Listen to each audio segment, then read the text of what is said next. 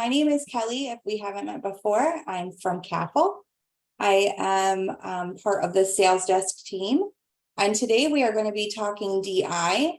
We have a wonderful carrier partner with us, Vinny, that's going to help us talk through some disability positioning, preparing some plans and some options for us. Some questions for you all to kick off the day. Do any of you currently write disability regularly in your practices?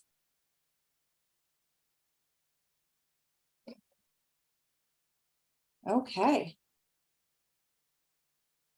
We got some opportunity then, it sounds like. So there's probably, is there any challenges as to why you might not present disability? Is it that you don't know how to start the conversation or how the policies work? Don't be shy. It's okay. We just want to be helpful where we can. I would say yes to both. Yes to both? Okay. For us. Okay. So is this kind of like a brand new product for you, Nicole, in your office that you haven't really presented? Yes, it's brand new Okay. for me, and the guys don't do it very much either. So Okay, great. Thank you. That's wonderful. So we were going to talk about the value of disability insurance to start. So, Vinny, I don't know if you want to take it away and just kind of go through. I'm just going to let you take it away. Thank you very much. I appreciate it. My name is Vinny Seha. I'm a disability wholesaler with Mass Mutual. I have the distinct honor and pleasure of working with KAFL, my favorite firm. I was going to say probably, but they are my favorite firm, let's be honest. So you guys are definitely in the right place working with KAFL. Yeah, I really would like this to be more interactive if possible. I know most people are zoomed out from COVID. There's been a lot of Zooms going on. So if you have a question or a thought or a slightly different direction you want to go in, even if we go slightly down a rabbit hole, if you feel like it's going to help you in your practice, it's going to help you bring up the disability conversation, please, please, please bring it up. I would prefer that actually to discuss the things that are most important to you rather than me just talking at you the whole time, I guess. So I think actually we'll start that way because we mentioned having the disability conversation and some language around it and how to bring it up and how to start the conversation. That was one thing that was just mentioned a second ago. I think this is actually you guys can see my screen, right? Yep. Okay. I think this is probably the best way to bring up the conversation. You may have heard this, you probably have heard this, but you probably haven't seen this piece that goes along with the conversation. Especially if you're doing meetings virtually with your clients, this is an excellent tool or an excellent resource because it's fillable. And it kind of walks you through the entire conversation of how to bring up disability insurance. So if you're looking for this marketing, please reach out to your KAFL representative. They're more than happy to get it to you. So I'll just give you the general language here, and it's right at the top, actually. Mr. and Mrs. Client, whoever you're having a conversation with, what is your most valuable financial asset? Very simple, very easy. I'm sure most of you have heard this before, so I'm not going to spend a ton of time on it, but you can actually type in the numbers here. So what's the value of your home? They'll probably say their home. Their home, I think that's 500,000. Yeah, 500,000. Maybe they have a nice car. Let's just say 60,000, and they have a 401k worth whatever, $600,000. So what we're really doing with this conversation is we're changing the client's perspective on what their most important asset is, financial asset, I should say. So we're just educating them. I think that's one of the reasons why I like this conversation, because it's very soft. It's not salesy, it's not aggressive. We're literally just educating the client on this. So you type in the value of their home, you type in the value of the car, you type in the value of their investments. Again, you're on a Zoom call, so you can picture having this conversation with someone. And what we're doing is we're changing their perspective on what their most valuable financial asset is. So I'll just make something up. Let's just say the person's making $250,000 a year, and we can make an assumption for raises let's just use something conservative. Let's just say 2%. Let's say the person is, I don't know, I'm making up a scenario here, 38 years old and they want to retire at age 67. So you can see in the bottom left-hand corner here, see where it says $9.698 million. Their ability to earn an income in the future is in fact their most valuable asset. So Mr. and Mrs. Client, your house is worth 500. Do you have homeowners insurance? Of course you do. Your car is worth 60. Do you have auto insurance? Of course you do. What are you doing to protect your most valuable asset? That is your ability to earn an income in the future, that $10 million nest egg. And the answer is probably not much, right? So again, we're just educating the client. We're changing their perspective on why it makes sense to own this sort of coverage, because that's what a disability contract does, is it protects your ability to earn an income in the future. Does that make sense? And is that helpful at all? Any questions, thoughts, concerns? All right, I'm going to pull up so we're going to talk about language a little bit in the value of disability insurance, why it's so important. Then we're going to talk about creating a plan for your client, setting expectations about increasing coverage in the future, maybe some different options that exist there, how to pare premiums down, how to match it to the client's specific needs.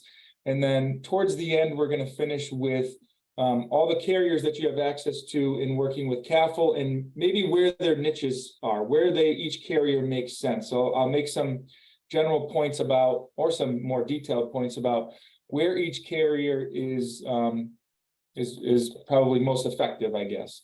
So let's jump into the slides here. And again, please, if you have questions, I would love it if you could jump in and ask some questions as we go through this. So I think one of the biggest issues that exists in the disability space more broadly is the lack of education that exists around it. I really and truly believe that there's just not a lot of education around the disability product line of the disability space. And I think this really speaks to it. So what this is showing is it's a survey that was done. You see in yellow there, most important things.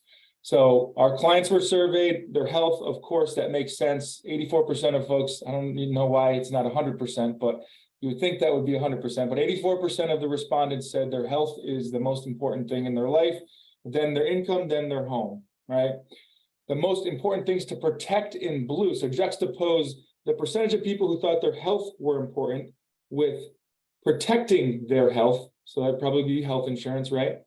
With income, that's the second highest or second leading reason or most important thing in someone's life. And then most important thing to protect, 28%. So there's a big disconnect there between it's important and clients realize it's important, but they don't understand or know why it's so important to protect it, right?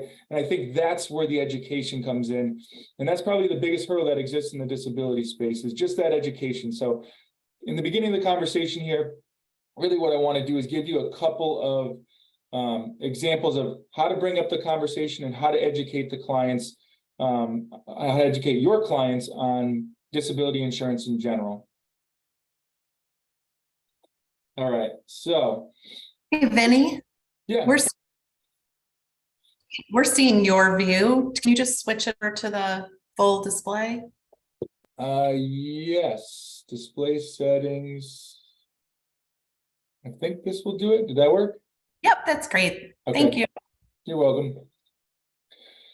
This is also interesting. I'll ask a question on the call. I don't know if I'll get a response, but does anyone know the likelihood of dying during your working years? 1 in, throw out a number. Anyone feeling brave? I don't want to say. It is a little bit, it's a slightly depressing conversation. Yeah, but tell me it's how reality. bad it is, Vinny. What was that? Tell me how bad it is. It's 1 in 8. So there's a 1 in 8 chance of passing during your working years, sadly.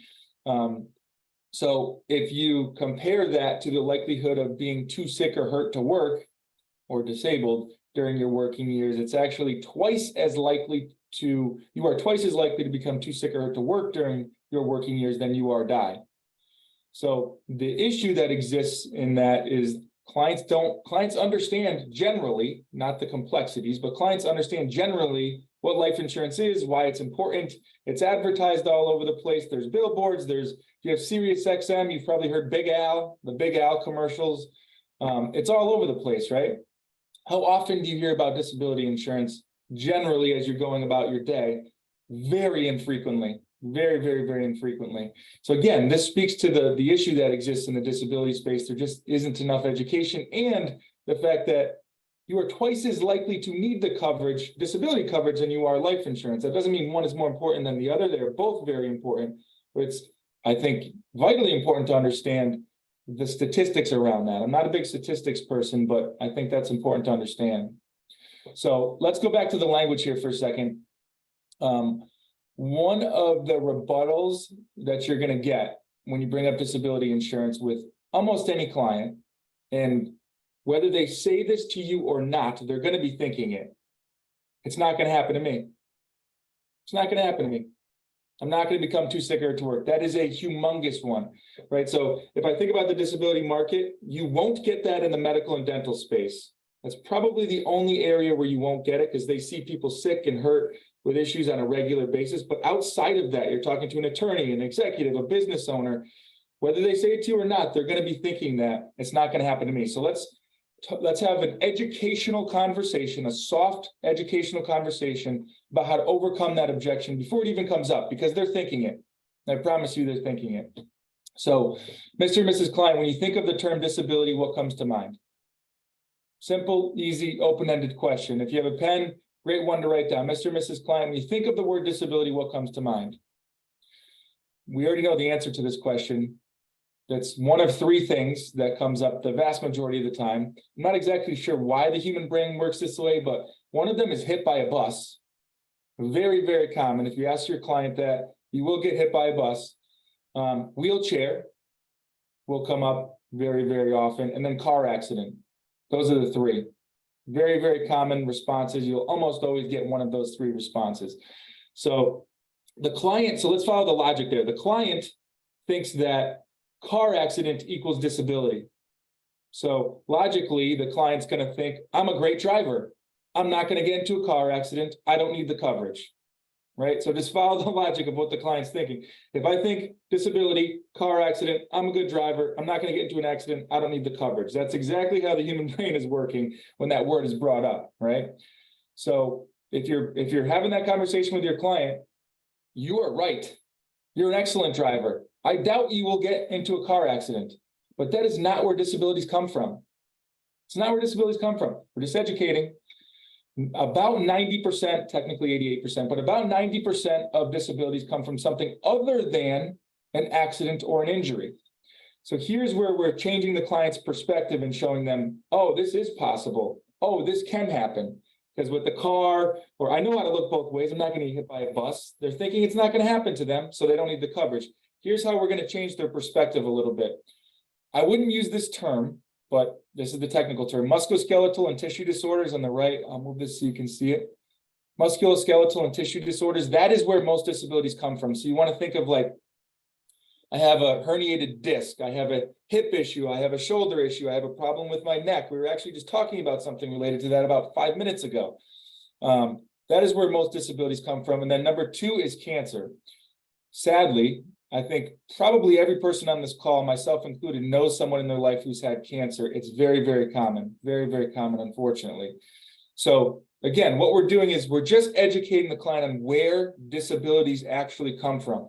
It's not going to be that car accident because you are a great driver, right? I'm a brown noser. You can brown nose them a little bit. You know how to look both ways, right? Where disabilities actually come from are back issues, neck issues, cancer. Do you know anyone in your life who's ever had an impairment like that? Everyone does. Again, sadly, everyone does. So again, we're just showing the client that this can happen to them. That's the point of the conversation. Does that make sense to everybody? Is that helpful? Any questions, any thoughts, any concerns? I have a question, Vinny. Yeah. The maternity, people ask me all the time, well, I'm going out on maternity leave, isn't that covered? And so I don't know if you could just touch upon that, and what does that 7.1%, is that like a disability that results from an abnormal pregnancy or an abnormal birth? You hit it right on the head. That's exactly right. That's Okay. exactly right. So something like postpartum depression is a perfect example of that. Yes, it's from, so I'll give you two ends of the spectrum. I'll use my family in my situation. I have a 1-year-old at home. If my wife, none of this is true, I'm just giving it an example. If my wife had our son Joseph and was perfectly healthy, perfectly fine, had a normal childbirth, and decided for herself that she wanted to take time off from work to spend time with him, in that example, she's not hurt, she's not sick, she's not disabled. There would not be a payment due to her by owning the disability contract. There are different types of policies out there. I'm talking about an individual disability policy in this conversation. So nothing would be due to her, but same scenario, she has my son and she has some sort of complication of pregnancy that prevents her from going to work. That's where a disability payment would be potentially due. And then that's where the 7.1% comes in. Yes, that's an excellent question. Excellent question. Thank you. You're very welcome. All right. I think I'm going to skip that one actually. So I'm going to ask the group. You tell me if you feel like this would be valuable or not, and I'll go through it or I'll skip it. Completely up to you guys. So these are the five most common questions that a client would ask you when you're bringing up the disability conversation, right? So I think part of this presentation, I really want you to be comfortable and confident in bringing up disability, right? We gave you some good language. How do you start the conversation? How do you overcome a very common objection that you'll get in the disability space? But what about some basic questions that a client may ask you? I can give you the simple, easy response on how to respond to your client, and then a more intricate answer, or we can completely skip it if you feel like this is too basic. You guys tell me what you think would be most helpful. Do you want to review these questions and I'll give you some language, or should we go on to the next thing? I'm happy to do whatever works for everybody. Can you give some answers for these? Yeah, absolutely. I think you said you wanted to hear some answers, right? Yeah, Okay. yeah. And also, and I might have missed this in the beginning, are you basically asking these questions of just like, say, just our common P&C customers, or are you going more towards like any like commercial customers that people might have in their offices? Yeah, so I would say it depends on like the language stuff from the beginning is kind of broad. You could use that with any category of any person, whether it's a P&C person, whether it's a doctor, whether it's a dentist, whether it's an executive. I can probably, I would guess, and KAFL can tell me, whoever, if you want me to go into it or not, but because it's very specific, I could do it offline with you. We could go through specific language for the P&C space if you wanted to, but that's kind of more broad, generalized language that can be used across the board. But I guess to kind of answer your question more specifically in the P&C space, yeah, that's a wonderful opportunity for disability insurance, especially because you're having conversations with decision makers in medium or large size companies, generally speaking. There's an opportunity to discuss a broad range of types of coverages and discounted coverages for executive leadership teams or for the entire organization. That's a wonderful space for disability coverage and disability conversations in general. Yeah. Okay, thank you. And Vinny, I think maybe is a good time to mention to the people attending that we are going to put together smaller group learning. And so Cheryl, your question in particular would make us think about putting a group together for P&C professionals. So we will definitely, put that in the idea bucket and maybe reach out to you specifically to see what that might look like for you. So we can invite some other of your fellow P&C folks. Okay, thanks, Lisa. Sure. Thank you. That's phenomenal. Thank you. All right, so I'll go through this semi quickly, I guess. So if you're sitting down with a client, this is more broad, right? For any sort of client, these are the basic questions that a client would ask you. And I want, again, you to be comfortable and confident in how to answer those questions. So I'll give you the high level, quick, easy response that you can give your client.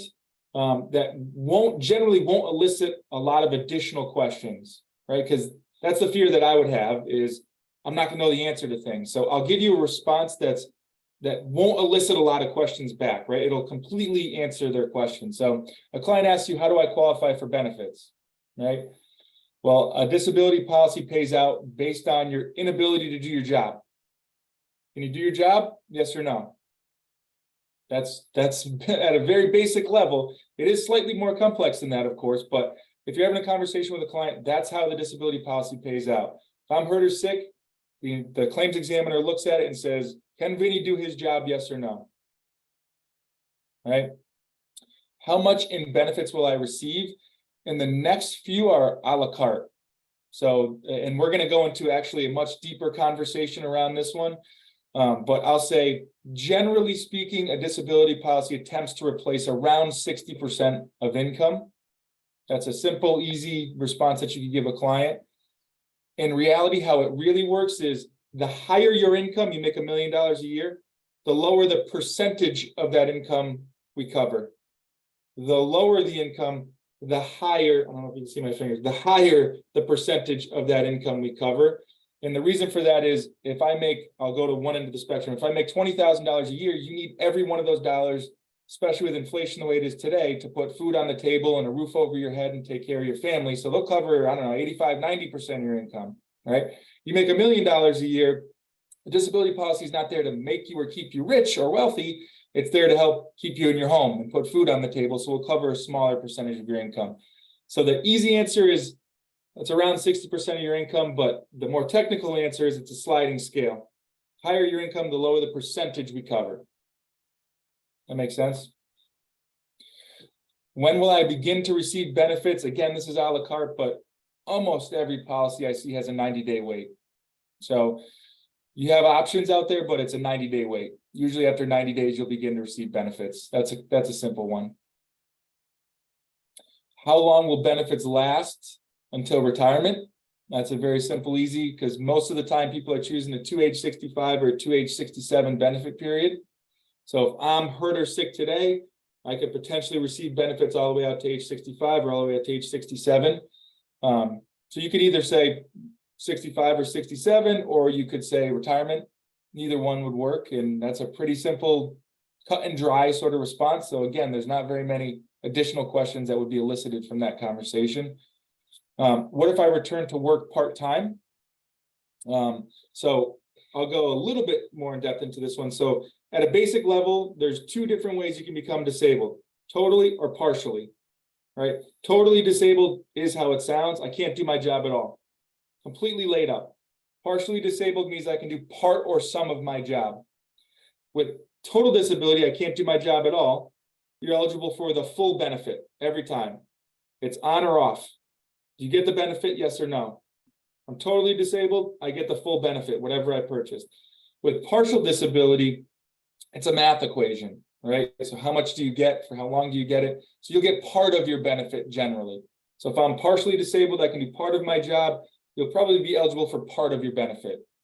That's the easy, simple response to give someone. That makes sense to everybody? All right, I wanted to use the illustration system to go through building a program of coverage, right? How do we position increases over time? What are the different options? So everyone can still see my screen, right? Okay, so I'm going to give you a random, unless somebody has a specific example they want me to use, I'm more than happy to change it. I just put in random information here. So I did valued client, male, 35. Let's just do 5A, which is a very good occupation class. This would be like, I don't know, someone who works at Mass Mutual who's a one step above me, right? Like my boss would be a 5A, or a business owner that has, I don't know, 30 or 40 employees, right? 5A is a good occupation class. Someone in the IT space would be a 5A occupation class. The person makes $250,000 a year and they save in a qualified plan $2,000 a month, right? So that's the basic gist of, anyone want me to change anything? Are we okay with that? Okay, so what we're doing here is we're choosing how much in benefits we want this person to get if they're too sick or hurt to work. And of course, there's a direct correlation between how much you choose in benefits, how much you purchase in benefits, and what the premium is, right? So I'll show you a couple of examples. I really loaded the policy up. So this is like a Cadillac of Cadillac contracts for 35-year-old male making $250 a year, 5A occupation class. If he is too sick or hurt to work, his total disability benefit is $11,800. And he has all these different riders right here, partial, ABI. We don't need to go into those. We don't have a lot of time to do that. But I'll give you a general sense. So we have a $11,800 monthly benefit. He's 35 years old. The annual premium is $4,432. So let's say this person has a couple of young kids at home. They have a big mortgage. They can't afford the $4,432. So the first thing that I think about when I'm structuring a policy is, what do the clients care about, right? The client cares about how much do I get at a very basic level. How much do I get? When do I get it? How long do I get it? That's all they care about, right? Everything else is kind of extras. Everything else is add-ons. So these riders down here are extras. They're all add-ons. So the first thing I would probably do to pare the premium back is I would pull back on those riders, right? First thing I would do is I would pull back on some of those riders. And again, this is individualized. I'm generalizing here. Maybe the client feels like protecting their retirement contributions is extremely important, so you leave that on. You can make that decision in the conversation with your client. But so we went from 4,400 down to 3,000. So really big difference, really big drop off in premium. So the next thing that you can do, let's say 3,000 still is not palatable. And really what I want to show you here is this is all a la carte. You can make a contract fit for your client's specific budgetary needs. So we went from 4,400 to around 3,000. The next thing that you can do is you can change the benefit amount, how much they get if they're hurt or sick, or you can change the benefit period. Those are the next two things that I would play with. So we had some conversations around how do you choose how much in benefit you should own, right? And there's a couple of thought processes around that. There's take the most that the insurance company will give you, which is the 11,800, right? The next thing that you could do is cover your mug, your mortgage, your utilities, and your groceries. So you could pair or specifically say, my mortgage is $1,583 a month. My groceries are around $450 a month. My utilities are around $500 a month, whatever it is. And if you want to add a couple other things, my car and car payment are around X a month. And then literally purchase exactly that amount. I actually like that thought process because the client has a distinct knowledge that I have this amount of coverage to cover these things, right? It's not an arbitrary number, right? The client's going to remember I purchased $10,500 of coverage because I know it's going to cover my mortgage, my groceries. We're tying the coverage to their actual life, their actual expenses, right? So I think that the client is more likely to take the policy, to keep the policy, to understand the policy, if you kind of tie those two things together. Now, Vinny, So- I do want to let everybody know that they don't have to know how to use the quoting system per se. We'll do that here at KAFL for them. Yes, thank you. When we're giving back questions and we're digging a little bit deeper, these are the type of questions we're going to dig into is what specifically are they looking for? Are they looking for maximum coverage or just to cover their expenses, things like that. So I just didn't want anyone to go into a little panic seeing this, thinking they needed to know how to run it. Yeah, thank you. That's very helpful. I'm glad you mentioned that. Thank you. So let's say we choose 7,500 in our example. 7,500 matches the expenses for this person's lifestyle. And that premium is 2,000, right? So you see, we brought it from 4,400 to 3,000 to 2,000. And there is absolutely nothing wrong with this contract. This is a very strong policy still, and we're matching the expenses that this person has, right? So one thing that you can do actually is you can add options or riders on the policy. One of them has no cost associated with it to increase your policy in the future, right? With no medical questions. So this is how you're creating a plan for your client. You are specifically matching the expenses and the lifestyle that the client has to the policy that they are purchasing. And then you are adding optional benefits and optional riders so that in the future, if their expenses increase or change and they want additional coverage, their medical insurability is 100% locked in. 100% locked in. So essentially what happens is with these two optional riders, I won't get too much into the details, I'm almost at time, excuse me, is show me your income went up and we'll give you more coverage, right? We don't care about your medical history. We don't care about anything else. You purchased one of these two, it says BIR and FIO over here. And again, KAFL is going to understand these riders and you don't have to understand the acronyms or anything like that, but just generally, this client will still have the ability to increase their policy in the future, even though they took less today, right? Without any medical questions. So their medical insurability is completely 100% locked in. All right, so this is a very strong plan that meets the client's needs and objectives specific to their circumstances and allows them to still increase in the future without any medical questions. Any questions on any of that? I have the competition. I want to make sure that I get to the different carriers out there. Any questions on that?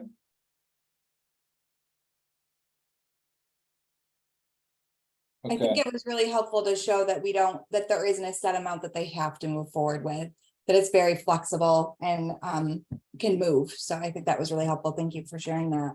Absolutely, absolutely. So I have two screens. I'm going to be looking over here. I'm just looking at my notes. So in working with KAFL, you have a bunch of different options out there in the market, right? So Mass Mutual, Mutual of Omaha, Principal, Assurity, and IDU are the five that are most commonly used, right? So I wanted to go through the different carriers and give you some sweet spots, maybe where each carrier makes sense, and I'll kind of pair a couple of them together. Like for example, Mass Mutual and Principal, I'll put in a similar type bucket, right? The other two were Assurity and Mutual of Omaha. I'll put them in a similar type bucket, and then IDU I will put in its own separate bucket. So I actually called a couple of the wholesalers from the different carriers and I asked them, hey, what would you want me to say about your product? I'm presenting on it. I want to make sure that I'm accurately representing what your target markets are and where it makes sense. So I'll go through Mass Mutual first. So in my mind, I'm a Mass Mutual person, right? So you have to put that in perspective. In my mind, Mass Mutual is for the upper echelon of the market, right? So you have an attorney making big bucks, or you have a business owner making big bucks, you have a doctor, you have a dentist, you have an actuary. Mass Mutual makes sense for the upper echelon of the market more than anything else. And that's where we're going to be most competitive, right? So if you brought KAFL a plumber, KAFL is probably not going to look at Mass Mutual. They're going to look at a different carrier for that sort of business, right? I would say as far as contract language goes, Mass Mutual has the top contract language in the market, right? That's even being objective. I think if you ask the other carriers that, they would agree. So when I say contract language, I mean how difficult or easy is it to get benefits out of the policy? So you got to think it's a Cadillac type policy for the market that I just described. It kind of makes sense that they pair together. I would say Principal actually would work in that market as well, but generally you're going to get a slightly lower premium for Principal. So there'll be, and this isn't in all cells in all cases, but generally speaking, you get a slightly lower premium for Principal, and the contract language will be slightly weaker, meaning it's a little bit more difficult to get benefits out of the policy. So really what it comes down to is what's the client comfortable with more than anything else. A couple of niche markets where Principal makes sense. Age 50 plus, they just repriced their product. Age 50 plus, they are very, very, very aggressive for the older ages, just generally. Business owners, they don't care about industry.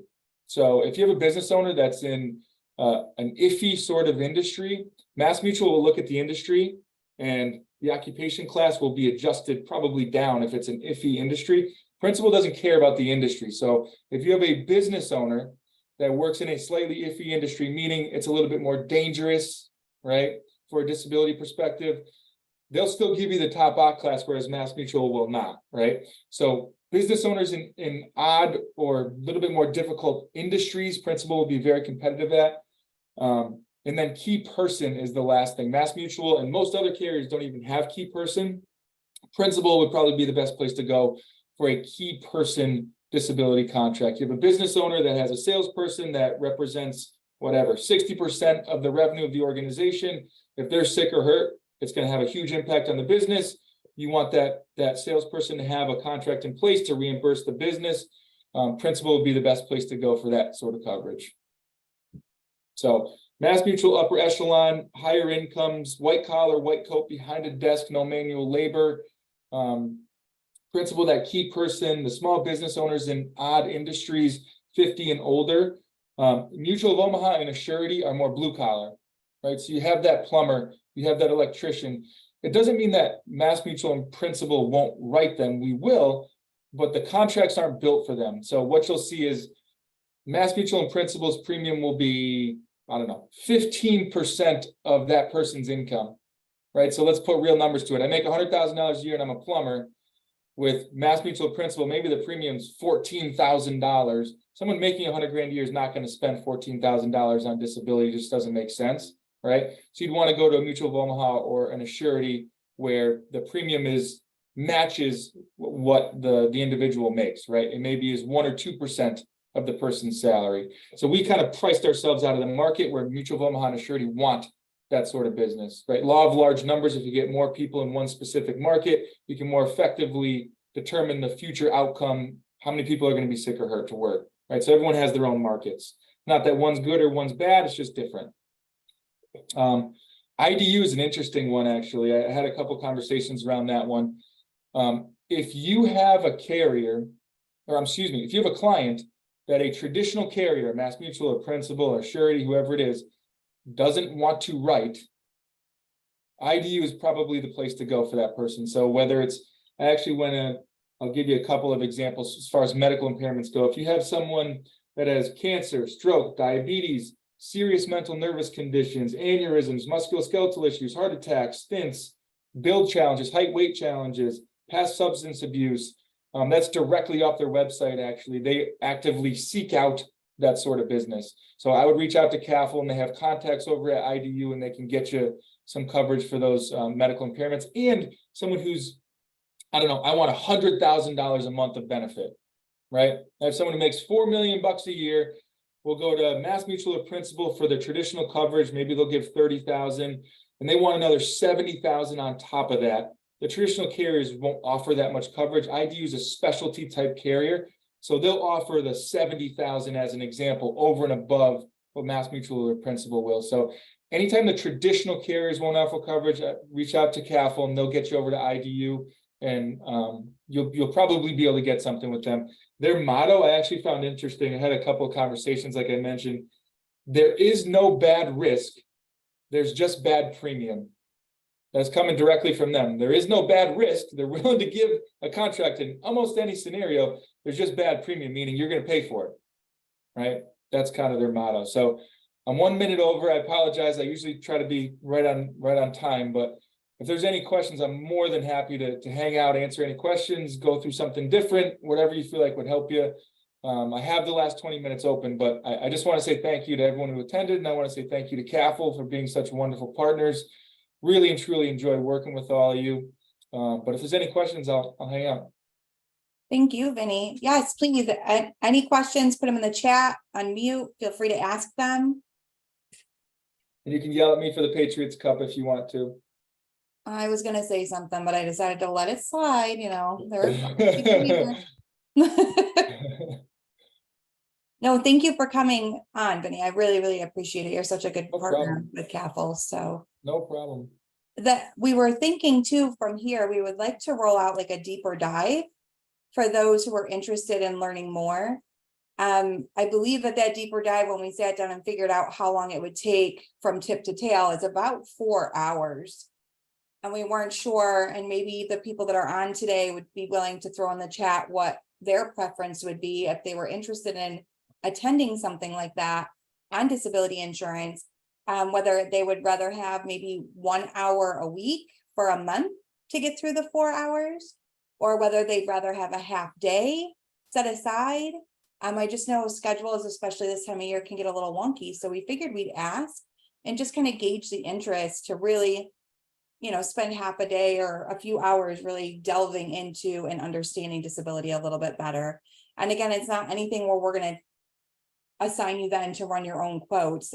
We still will do all of that for you, but just to kind of understand the ins and outs, and available riders and things like that can make a big difference when you're meeting with clients. So, if everyone, again, if you want to put it in the chat or unmute and let me know, if that's something that you feel an hour a week is better. Okay.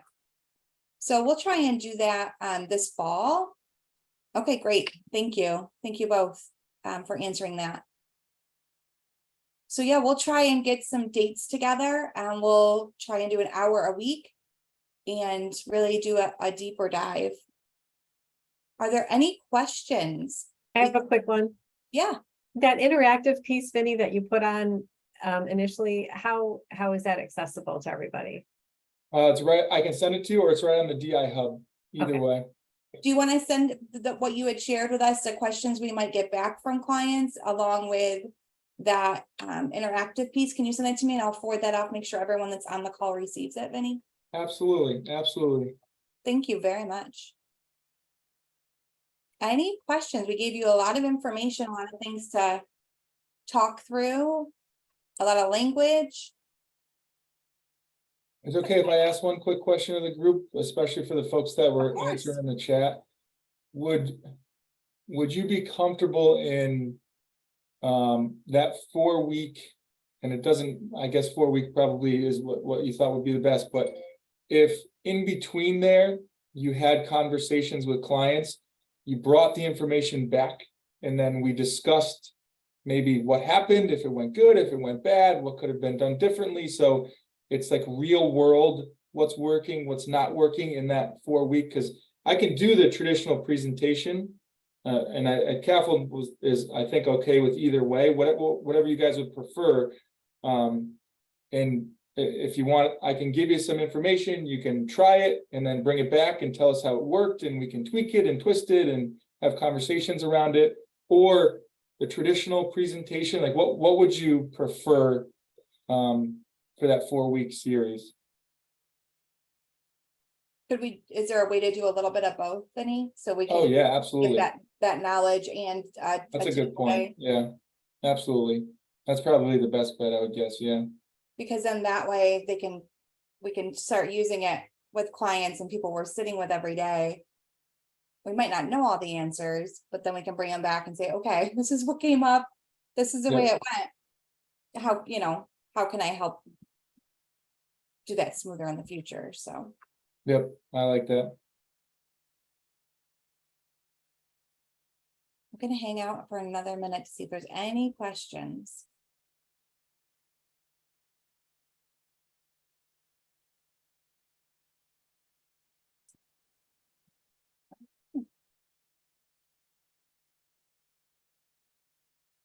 Well, I want to thank everybody for coming today. I really appreciate everyone taking the time. We will definitely get the information out to you when we get the schedule for the next set of meetings. If you think of any questions, because you might get off this call, and as soon as you do and walk away from your computer, you probably will think of a couple. Feel free to shoot them over. We're always happy to help answer them. And I think that is all. I hope everybody has a great day. Thanks again, Vinny. I really appreciate you. No problem. Thanks, everybody. Great to see you. Thank you. Bye, everybody. Have a great Bye. day.